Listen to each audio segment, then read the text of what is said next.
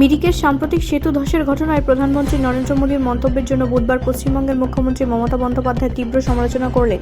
প্রধানমন্ত্রী মোদীকে লক্ষ্য করে ব্যানার্জি 2022 সালে গুজরাটে মেরবি সেতু ধসের ঘটনা উল্লেখ করে বলেন যে বাংলা গুজরাট নয়, যেখানে 130 জনের বেশি মানুষের প্রাণহানি ঘটেছে।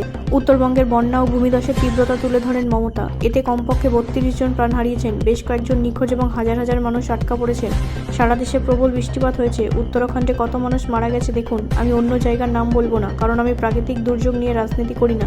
তিনি আরও বলেন, আমার মনে আছে বামফ্রন্ট সরকারের সময় একটি সেতু ভেঙে পড়েছিল। দেখুন, এমন সেতু আছে যা 100 থেকে 150 বছর ধরে দাঁড়িয়ে আছে। আমরা ইতিমধ্যেই মিরিকে একটি নতুন সেতু নির্মাণ শুরু করেছি এবং পরবর্তী বর্ষার আগে এটি উদ্বোধন করা হবে। ইতিমধ্যে আমরা একটি অস্থায়ী সেতু নির্মাণ করেছি যা 15 দিনের মধ্যে সম্পন্ন হবে।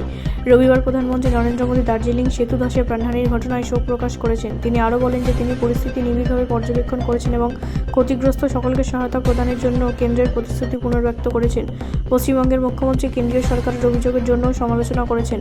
বন্যা ত্রাণের জন্য আপনি বাংলাকে তহবিল দেন না, বিজেপি কিভাবে বড় বড় দাবি করে। তিনি বলেন, একই সাথে বাগডোগরা থেকে কলকাতা পর্যন্ত বিমান ভাড়া বৃদ্ধির বিষয়টিও তুলে ধরেন। নির্বাচনের কারণে কোথাও বন্যার জন্য ত্রাণ পৌঁছে দিয়েছেন। নির্বাচনের জন্য আপনার ভান্ডার ভরবেন, কিন্তু বন্যার জন্য আপনার কাছে তহবিল নেই। কিন্তু আপনি বাগডোগরা কলকাতার বিমান ভাড়া 18,000 টাকায় উন্নীত করেছেন। দিল্লি হয়ে বিমানের টিকিটের দাম এখন 40,000 টাকা। এটি একটি ভয়াবহ সরকারের ভয়াবহ আচরণ। মমতা বন্দ্যোপাধ্যায় নিশ্চিত করেছেন যে ক্ষতিগ্রস্ত অঞ্চলে ত্রাণ কার্যক্রম চলছে। বন্যা কবলিত এলাকা পরিদর্শনের বিজেপি নেতা খগেন মুর্মু এবং শঙ্কর ঘোষের ওপর হামলার বিষয়ে ব্যানার্জি বলেন, আমি তার সাথে দেখা করেছি এবং তার কানে সামান্য আঘাত লেগেছে, কিন্তু তিনি ডায়াবেটিসে আক্রান্ত, তাই তিনি পর্যবেক্ষণে আছেন। আমি তার দ্রুত আরোগ্য কামনা করি।